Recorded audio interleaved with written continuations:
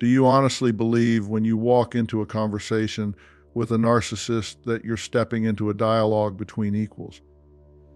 That you're going to share your side, be heard, and maybe, just maybe, find some mutual understanding? I hate to break it to you, but that is a fantasy. Let me wake you up right now. You're not entering a conversation. You're walking straight into a gladiator arena where the only rule is that they win and you lose. And I mean lose bad. You don't just lose the argument. You lose your footing, your peace, and your sanity. And the worst part, you might not even realize it until you're walking away asking yourself, what the hell just happened? Now I need you to get real clear on something from the jump when you're talking to a narcissist. This is not a negotiation. It is not a reconciliation, and it sure as hell is not a heartfelt exchange of ideas. They've got 3 objectives when that conversation kicks off, and none of them have a damn thing to do with understanding you. First, they're there to win. Not to debate, not to exchange views, but to win. That's it. For them to feel big, you've got to feel small. That's the trade-off they live for. This is a zero-sum game. Second, they're there to get supply. And let me tell you, if you don't know that term, get familiar with it right now. Narcissistic supply is the oxygen they breathe. They feed off your reactions, the anger, the frustration, the tears.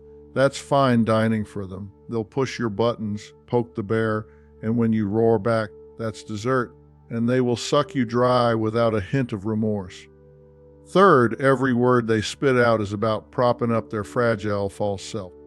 They don't just argue to be right, they argue because their very identity depends on it.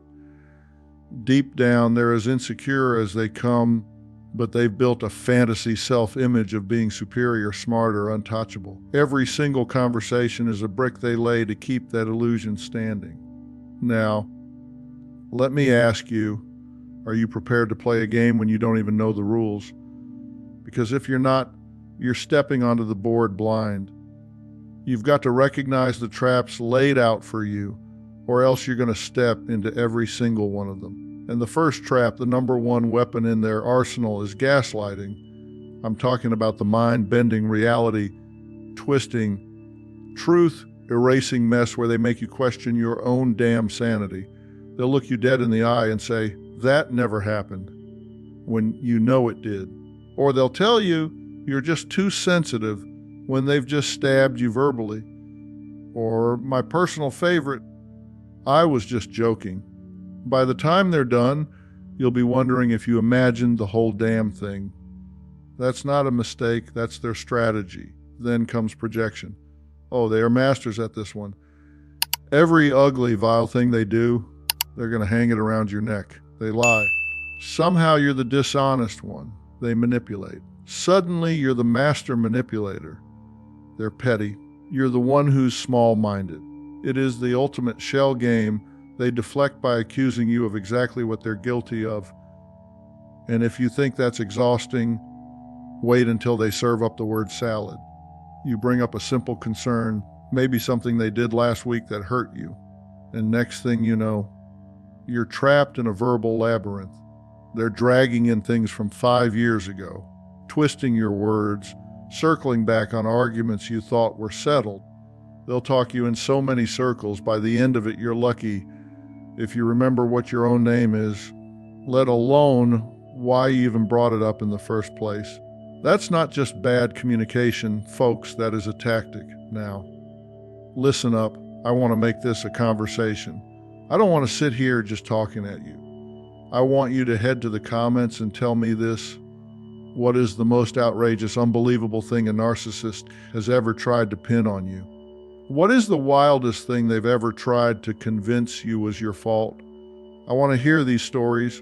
I want others to hear them too, because the first step to reclaiming your power is realizing you are not alone in this madness. So let's level with each other here. You're not just having a hard conversation when you talk to a narcissist, you're entering the arena. But here's the deal: once you know you're in an arena, you stop walking in like an unsuspecting audience member. You stop being the easy prey, and you start taking control. And control doesn't start by trying to reason with them. because that's a dead-end street. It starts by seeing the arena for what it is, by recognizing that every word, every accusation, every denial of reality is a power play. So when you're standing there, fists clenched, heart racing, brain on fire trying to explain, defend, prove, you got to remember you're playing their game. And I'm here to tell you that you don't have to play that game anymore. We're going to shift from you being the gladiator, the one getting thrown into battle, to you becoming the damn ringmaster. Because the arena might still be there, but you're going to learn how to run the show. All right? So if you can't win by out arguing them, and trust me, you can't, how do you take control? You do it by taking away the one thing they need more than air. Your emotional reaction, you are going to become as boring, as dull, and as unresponsive as a plain gray rock. Let me tell you, I've seen this work time and time again in my 45 years dealing with these personalities. It's not about shutting down who you are. It's about protecting yourself from getting sucked into their chaos. I remember working with a client who was married to a classic narcissist. She'd come home from work and he'd start poking at her, criticizing her job, her friends, everything, just to get a rise out of her.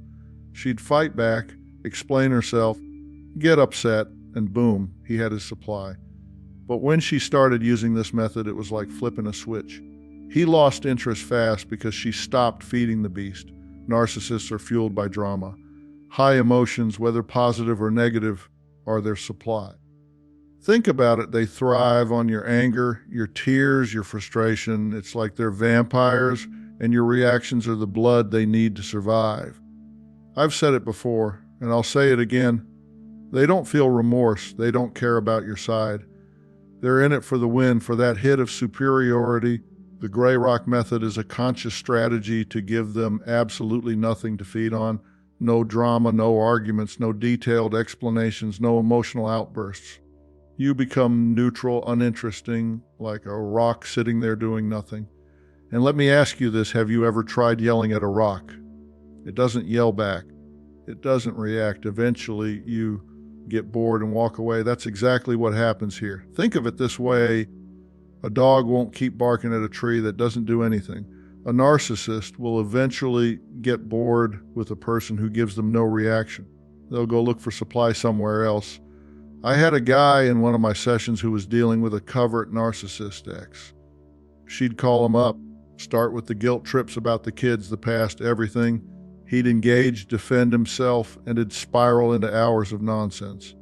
But once he went gray rock, short answers, no emotion, she stopped calling as much. She moved on to someone who would give her the drama she craved. See, these folks are addicts to attention. Cut off the supply and they have to find it elsewhere. It's not cruel, it's self-preservation. You're not changing them. You can't. But you're changing how you show up, and that starves the vampire. Now let's get practical. How do you actually do this? Start with your communication style. Use short, factual, non-committal answers. Yes, nope, I see. Okay, I'll have to think about that. That's it. No elaboration, no stories, no pouring your heart out. And here's a big one, avoid JADE. That stands for justify, argue, defend, explain. You do not owe them an explanation for your feelings or your boundaries. Explaining just gives them more material to twist and use against you. I've seen it so many times. People think if they just explain it right, the narcissist will get it. Wrong. They don't want to get it. They want to manipulate it. So keep it minimal. If they ask why you're not coming to the family event, don't say, well, last time you yelled at me and it hurt my feelings. Just say, I can't make it. End of story. Body language and tone matter just as much. Keep your tone flat and neutral. No excitement, no anger. Speak like you're reading the weather report. Calm, even no ups and downs. Your facial expression. Placid. Blank. No smiles if you can help it. No frowns. Avoid intense eye contact. Look at their nose or just past their shoulder. It's subtle, but it works. Why? Because narcissists read your energy. If you're giving off vibes of frustration or eagerness, they latch on. But if you're a gray rock, there's nothing to grab. I remember advising a woman whose narcissistic boss would corner her in meetings, baiting her with backhanded compliments to get her riled up. She started doing this Neutral tone, minimal eye contact. And suddenly he stopped targeting her. She became invisible to his games.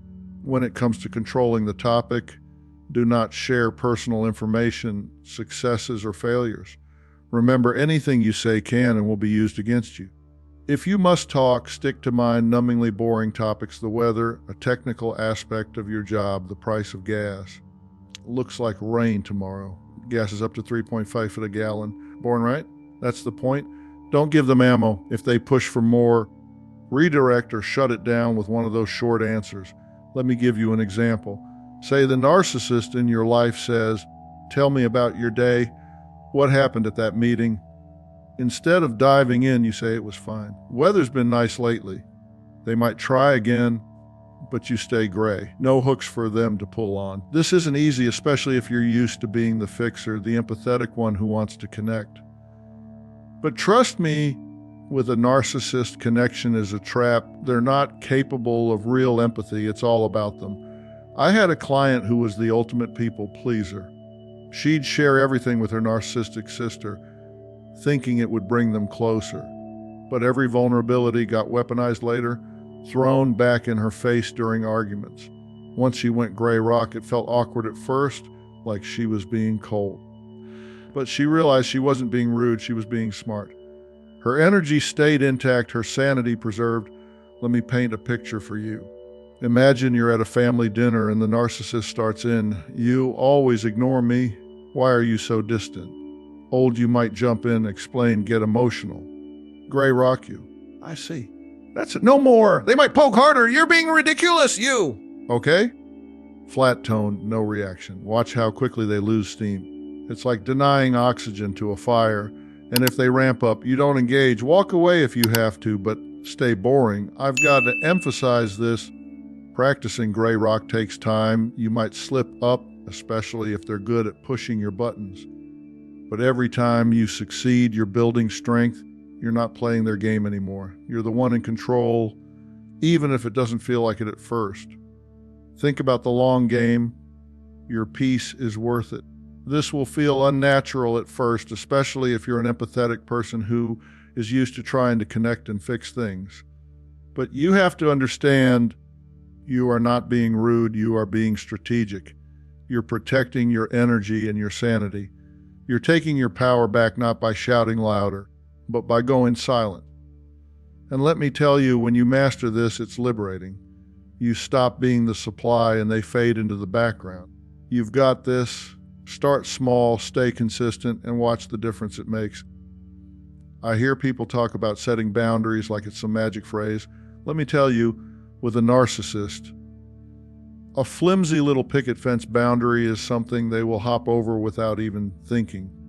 No, you need boundaries made of steel beams bolted to the ground, with clear consequences that you are willing to enforce every single time. Let me get this straight right off the bat. A real boundary isn't about bossing the narcissist around or trying to change who they are. You can't control them no matter how hard you try.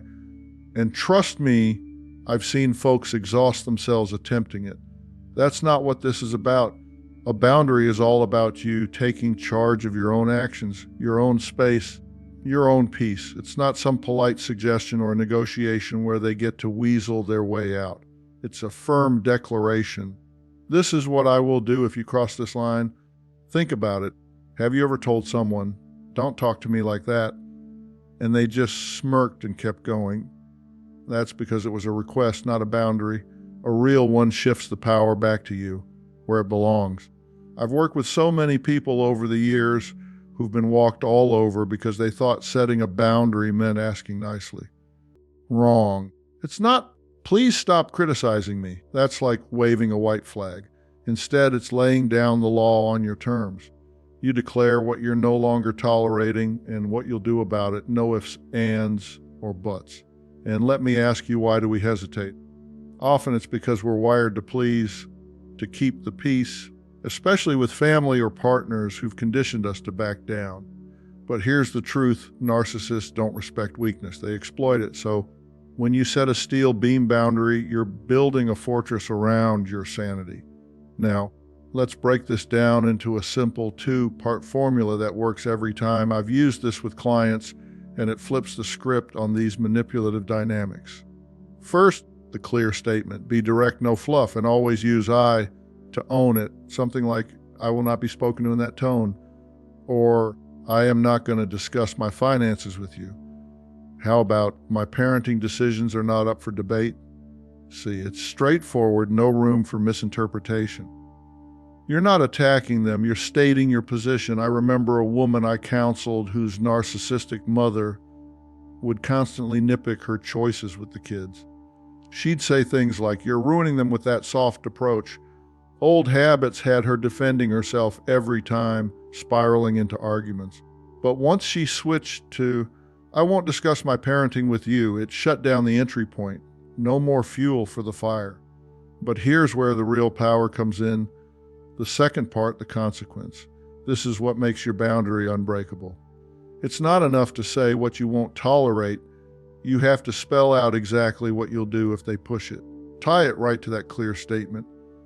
If you continue, I will end this phone call. If you bring it up again, I will leave the room. If you criticize my parenting again, I will have to end the visit. Boom. That's the steel beam bolting it down. Without this, your words are just hot air. Narcissists are masters at testing limits. They'll poke and prod to see if you'll fold. But when you follow through, it sends a message I'm serious and I'm in control. Let me tell you about a guy from one of my sessions. His narcissistic boss would barge into his office, dumping demands and insults. He started with, I won't tolerate interruptions during my focus time. If you come in unannounced, I'll step out until you're done. The first time he walked away mid-rant, the boss was stunned. But after a couple of enforcements, the interruption stopped. Why? Because the consequence was real, and it hurt the narcissist's ego more than any argument could. Enforcing that consequence. That's the game changer, folks. A boundary without follow-through is just a suggestion, and they'll ignore it faster than you can blink. Expect pushback the first time. Oh, they'll rage, gaslight, maybe even play the victim card. You're being so unreasonable! Or, how dare you walk away from me? That's them testing if your steel beams are really bolted down. They're like kids pushing buttons to see what they can get away with. But you stay calm, consistent, and committed. No exceptions, not even once, because one slip-up teaches them they can wear you down. This is how you teach them. And yeah, even your own family, that the rule is ironclad.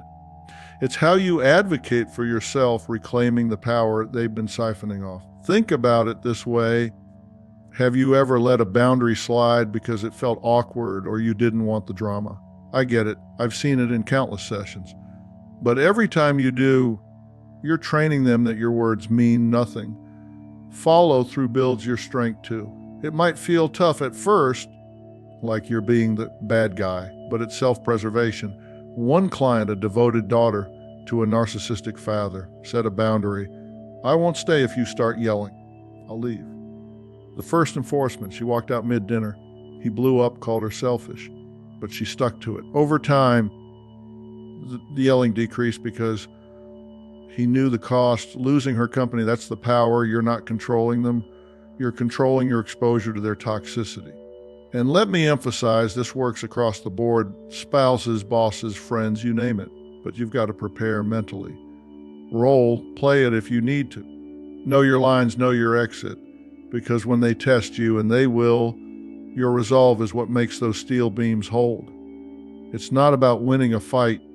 It's about protecting your space. Remember, narcissists thrive on chaos, but solid boundaries starve that out. This is not about starting a fight.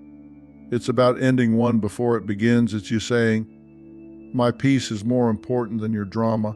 You have to give yourself permission to not feel badly for protecting yourself. So you've set your steel beam boundary. You said, I will not discuss this. And what do? They keep pushing. They call you selfish, crazy, too sensitive. Now what? Do you start defending yourself? No, you pull out two more powerful tools. You become a broken record, and you start observing, not absorbing. Let me tell you, in all my years dealing with these toxic dynamics, I've seen how narcissists don't just cross boundaries, they bulldoze them. They'll twist your words, throw in guilt trips, or hit you with insults to drag you back into their game. But here's where you flip the script. The broken record technique is your first line of defense. It's simple, it's effective, and it drives them nuts because it takes away their power to hook you. What is it exactly? You calmly repeat your boundary or your simple statement over and over and over again. You don't change the words, you don't raise your voice, you just repeat. Keep it steady like a mantra. No matter what they throw at you, you stick to your line. I've coached countless clients through this. And let me ask you, have you ever tried arguing with someone who won't budge, won't engage? It's frustrating, right? That's the point. You're not giving them the reaction they crave. Picture this, I had a client, let's call her Sarah, dealing with her narcissistic brother who was always hitting her up for money. He'd lay on the guilt thick. After all I've done for you, she'd get sucked in, explain her finances, defend why she couldn't help, and it'd turn into a screaming match. But once she learned broken record, everything changed. He'd say, "I can't believe you won't help me after all I've done for you." And she'd reply, calm as can be, "I am not able to loan you any money." He'd ramp it up. "You're so selfish. It's always about you." Her again, "I am not able to loan you any money." Then the big one, "Fine. I see how it is. You don't care if I end up on the street. And still, I am not able to loan you any money." No explanations, no arguments, just repetition. Why does this work so well? It makes it impossible for them to hook you into a side argument. Their manipulations, guilt trips, and insults bounce right off because you're not engaging. You're not justifying or defending, you're just restating your position. Narcissists thrive on chaos. They want you emotional, reactive, feeding their supply. But when you go broken record, you're showing them their tactics have zero effect. It's like they're yelling at a wall. Eventually, they tire out and move on.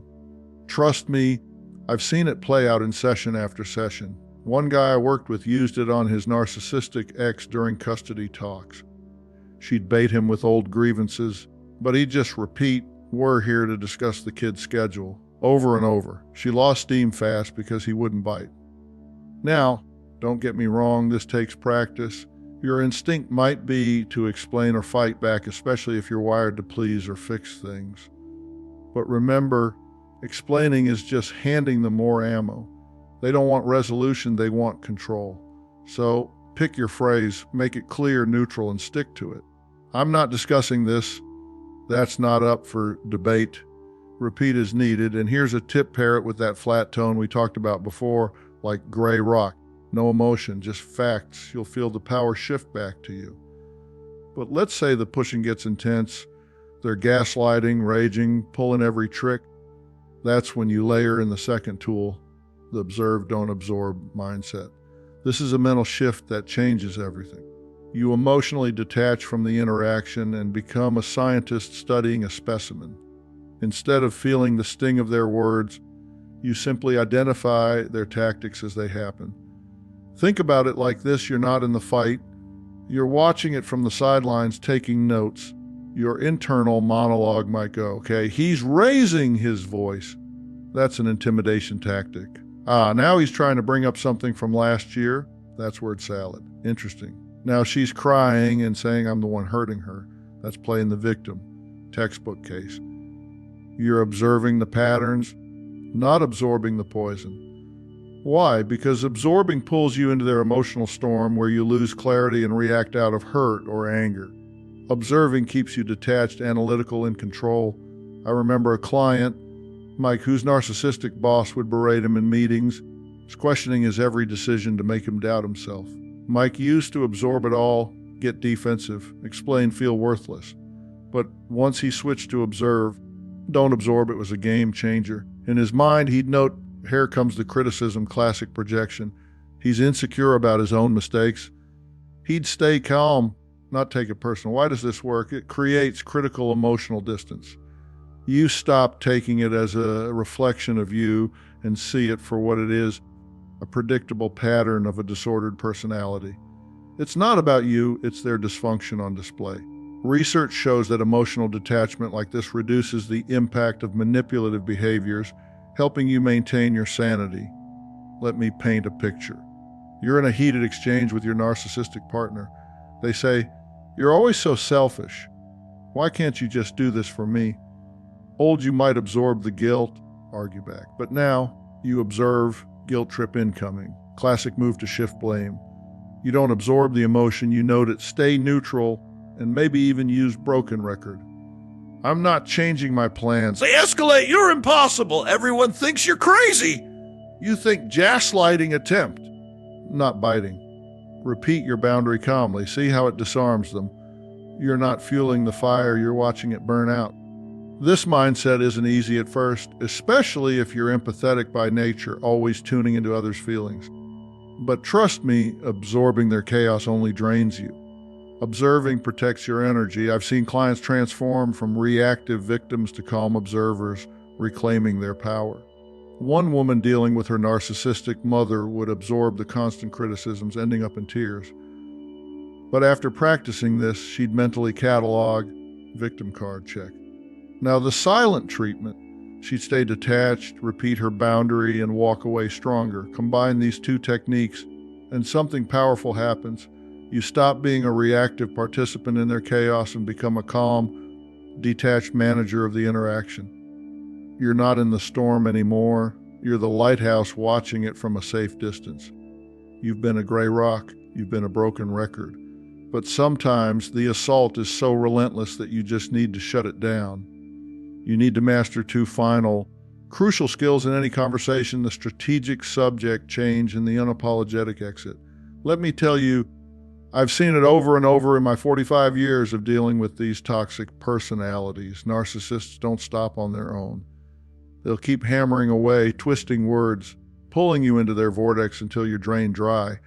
That's why you need tools to pivot or bail without apology. It's not about being rude.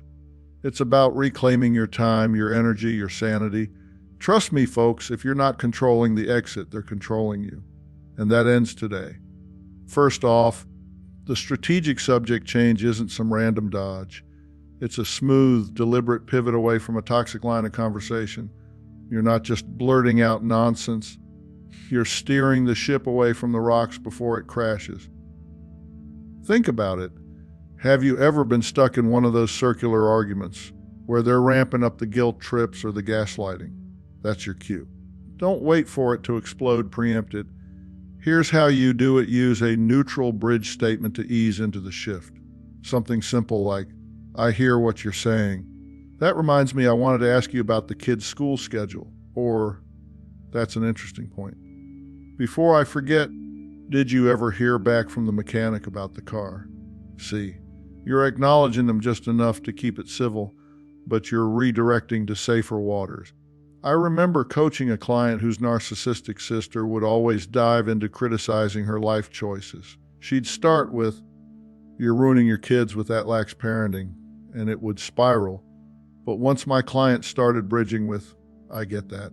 Hey, speaking of family, how's your garden coming along this year?" It threw her off. The sister lost momentum because the topic wasn't feeding her drama anymore. Timing is everything here. Strike when you see them starting to ramp up or heading down that familiar, destructive path. It's like a preemptive strike for peace. You're not avoiding a necessary boundary. Set those steel beams first. But you're sidestepping the pointless, circular nonsense that narcissists love. Why? Because they thrive on keeping you engaged in their chaos. A quick pivot starves that out. One guy I worked with had a narcissistic boss who loved cornering him with endless complaints about the team. He'd wait for the first sign of escalation and say, "Understood. On a related note, what's the update on the quarterly report?" Boom, conversation shifted, no explosion. It's practical, it's effective, and it puts you back in the driver's seat. But let's be real, sometimes a pivot isn't enough. The toxicity is too thick, and you need to bail entirely. That's where the unapologetic exit comes in. This is your ultimate tool for maintaining control. You have the absolute right to end any conversation that's damaging to you. Period. No explanations owed, no guilt trips allowed. Narcissists will try to hook you with rage or victim playing, but you don't have to stay for the show. Start by creating your exit lines. Have a few pre-planned Neutral ones ready so you don't get flustered in the heat of the moment. Keep them calm, firm, and final. Try something like, "You've given me a lot to think about. I need to go process this now." Or, "I can see this is upsetting you, so I think it's best we stop here for today." How about, "I have to go now. I have another commitment." And hey, that commitment can be to your own peace and quiet. It doesn't have to be a meeting. If it's really bad, just go with, "I'm ending this conversation now. No fluff, no debate. I had a client, let's call her Lisa, dealing with a narcissistic ex who would call and drag her into hours of blame games about their divorce. She'd get sucked in defending herself until she was exhausted. But once she armed herself with exit lines like, 'This isn't productive, I have to go,' and actually hung up, it changed everything. The ex tested her a few times, but she stuck to it. No engaging, just exit. Why does this work? It reinforces that you're not their emotional punching bag. You're in charge. Now, the key to making this stick is the physical exit. Words alone aren't enough. You have to follow through with action. When you say you're leaving, do it. Stand up, walk out of the room, hang up the phone, end the text exchange. That movement reinforces the boundary like nothing else. It's not dramatic, it's decisive. Think about it. Narcissists feed on your reactions. If you're still there, arguing or explaining, they've got you. But when you physically remove yourself, the game's over. Let me share a story from one of my sessions. There was this woman whose narcissistic mother would corner her at family gatherings, nitpicking every choice she'd ever made. It'd go on for hours if she let it. I told her to prepare an exit. "Mom, I appreciate your concern, but I need to step away now." Then actually leave. Go to another room, chat with a cousin, whatever. The first time, her mom followed, ranting, but she repeated the line and kept walking. After a couple of times, the mother backed off because there was no payoff. The physical act sealed the deal. Don't get me wrong, this might feel awkward at first. You might worry about seeming rude or hurting feelings. But remember, with a narcissist, your politeness is their weapon. They'll use it to keep you trapped. An unapologetic exit isn't about them, it's about you protecting your space. I've seen clients transform from doormats to empowered individuals just by mastering this. One man dealing with a narcissistic coworker would get pulled into endless gripe sessions. He'd say, "Got it. I need to get back to work," and physically turn to his desk.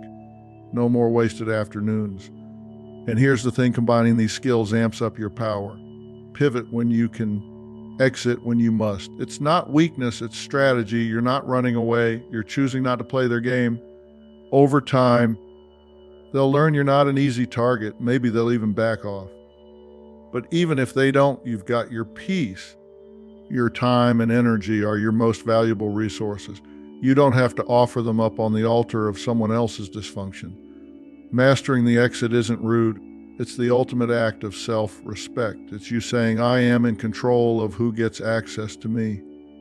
I've got to tell you, every single personal detail you share with a narcissist, your dreams, your fears, your successes, your vulnerabilities, is not a moment of connection.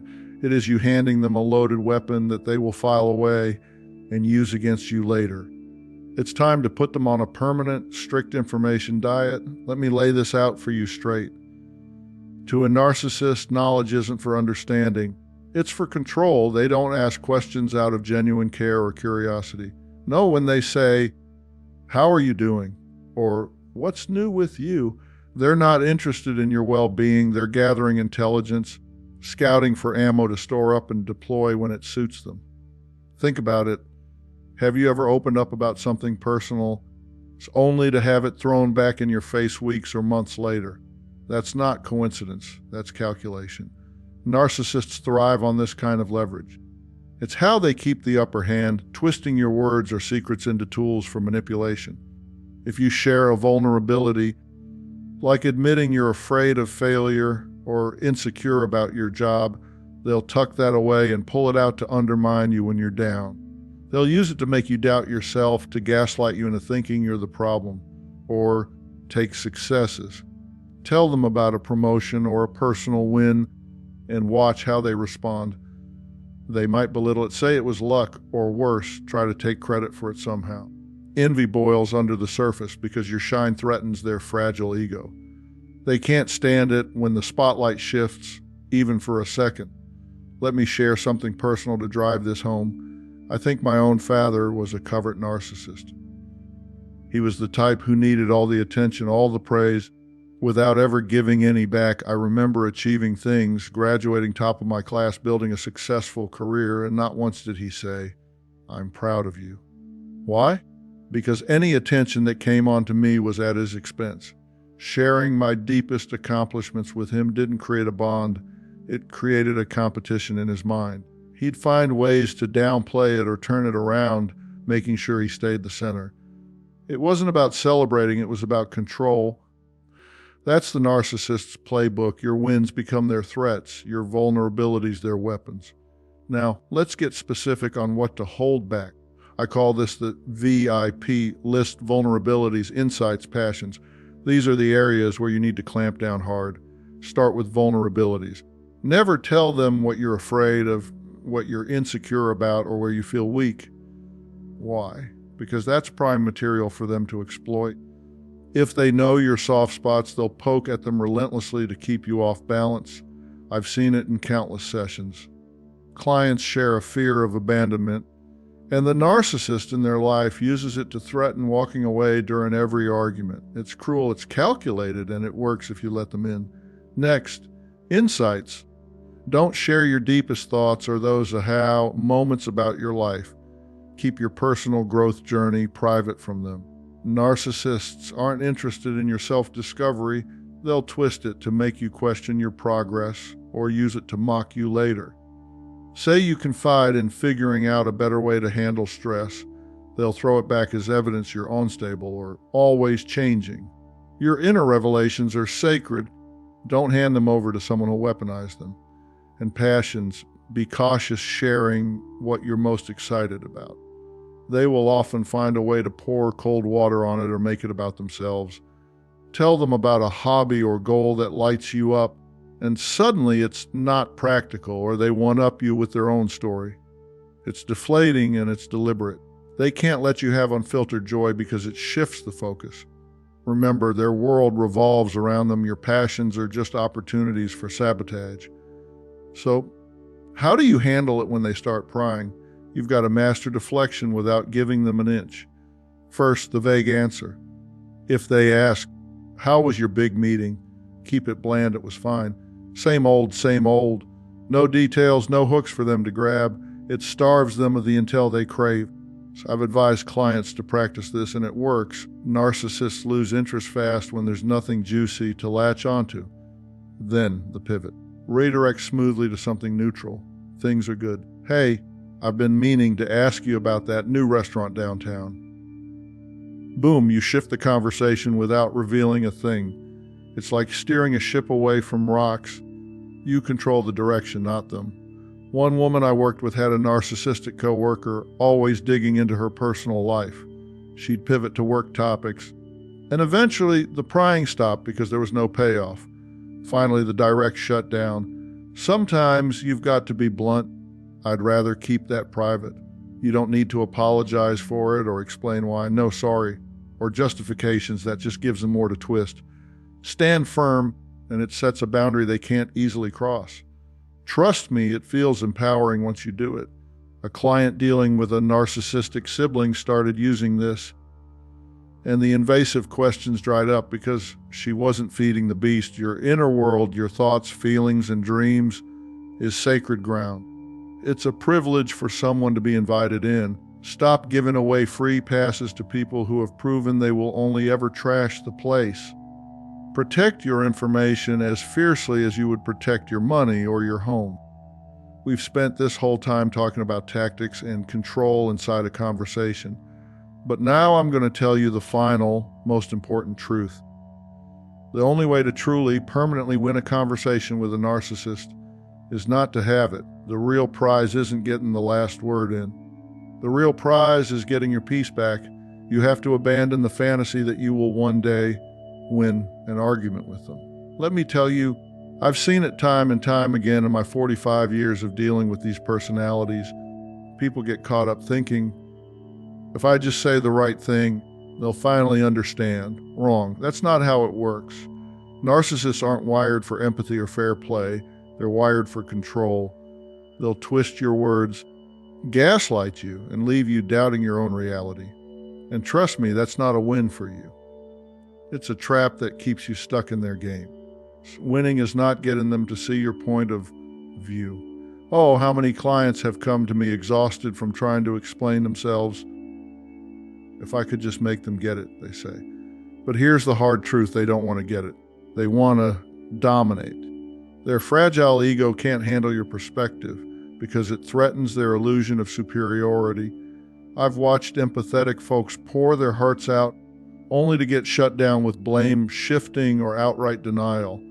It's like arguing with a brick wall, one that talks back and calls you crazy. No matter how logical or heartfelt your argument, they'll deflect, project, or play the victim. You end up more frustrated while they feel empowered. That's no victory. Winning is not getting a sincere apology. Don't expect one. You're not going to get it. Narcissists don't do remorse. They do excuses. In all my sessions, I've rarely seen a genuine "I'm sorry" from one. It's always twisted into "I'm sorry you feel that way," or worse, turned around on you. They see apologies as weakness, a crack in their armor.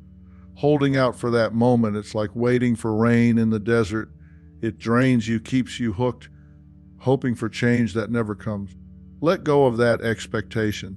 It's liberating when you realize their lack of apology isn't about you. It's about their disorder. Winning is walking away from an interaction with your self-esteem, your reality, and your sanity intact. That's the real game changer. Think about it. Every time you engage, you're handing them your energy, your peace.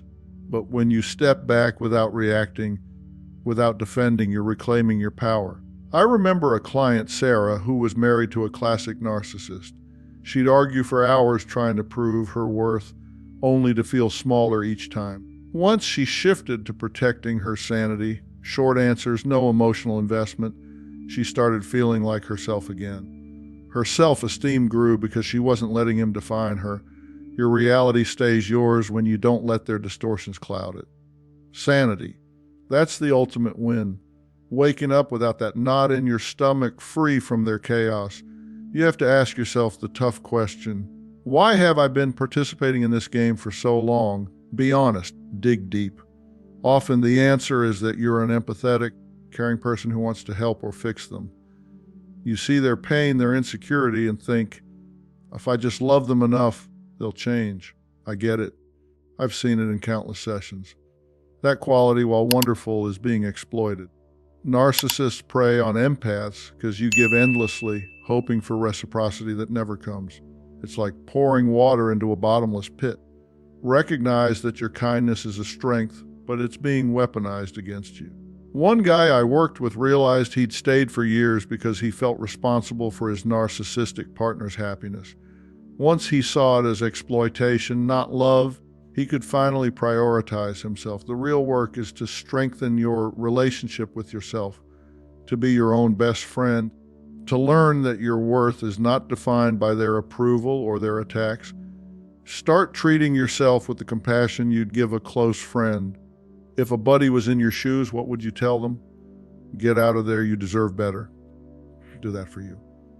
Build habits that reinforce your value, journaling your strengths, surrounding yourself with supportive people, maybe even therapy to unpack the damage. I've had clients rebuild by affirming daily, my worth isn't up for debate. It's powerful. When attacks come, and they will, remind yourself they're projections of their issues, not truths about you. You're not broken, you're resilient. This inner work shifts everything. Suddenly, their opinions lose power because you've got your own back. Sometimes, the only winning move is to take your piece off the board entirely. That's strategic disengagement, and it's a game winner. It means pulling back, creating space where their toxicity can't reach you. I've advised so many to do this, and it transforms lives. You're not running, you're choosing peace over chaos. Recognize you can't fix them. That's not your job. Stop letting them break you down. One woman I counseled disengaged from her narcissistic sibling by limiting calls to once a month, neutral topics only. The relief, immense. She reclaimed her energy for things that mattered. This can mean limiting contact, low contact, or if safe and possible, ending contact. No contact. Low contact works when total cutoff isn't feasible, like with a co-parent or boss. Keep interactions minimal, factual, no emotional sharing. It's like gray rock on steroids, boring, unresponsive, starving their supply. No contact. That's the full break block numbers, avoid shared spaces, cut ties. It's tough, especially with family, but necessary for healing. I had a client go no contact with his narcissistic father after years of verbal abuse. At first, guilt hit hard, but therapy helped him see it as self-preservation, not abandonment. It's not weakness, it's strength. You're saying, I won't let you dim my light anymore. Look, I'm just telling you how it is. It is way above your pay grade to fix these people. Hell, it's above my pay grade. The only person you can control in this equation is you. The focus needs to be on you and protecting you. You deserve relationships and conversations that are healthy, respectful, and make you feel better about yourself, not worse. We're out of time for today, but we're going to continue this series. Because I'm doing this because I really want to have an impact on all of you and all of your lives. Next time, we're going to talk about the aftermath, how to heal from narcissistic conversation abuse and rebuild your confidence. Let me have your comments. Let me have your questions. Subscribe so you don't miss it. I appreciate you spending this time with me. Have a good week.